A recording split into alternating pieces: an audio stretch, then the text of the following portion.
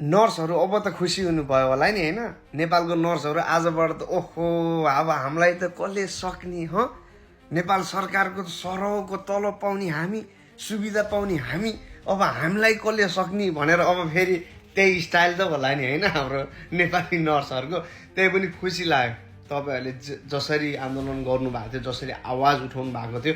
At least सरकारले निर्देशन दिएको छ कि नेपाल सरकारको बमोजिम तलब भत्ता सुविधा पाउनु पर्यो, ओभर टाइम गरेको पनि पैसा त्यही अनुसार पाउनु पर्यो र सबै ट्रान्जेक्सन्सहरू ब्याङ्किङ प्रणालीबाट हुनु पर्यो भन्ने निर्देशन सबै स्वास्थ्य लगायत स्वास्थ्यसँग रिलेटेड भएको सबै डिपार्टमेन्टहरूलाई चाहिँ नेपाल सरकारले दिएको छ भन्ने कुरा आएको छ।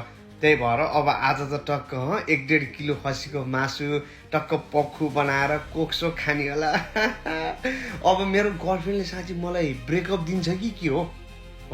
अस्तिसम्म त अलिअलि ब्रेकअप दिने भए पनि त्यो मैले पठाएको $150 हिसाब किताब फाइनल गरेर अस्ति नै पठाएको यो त यही हो यो सबै फिर्ता गरेपछि लिने डिसिजन होइन भने फेरि तिमीलाई मैले ल ठिक छ।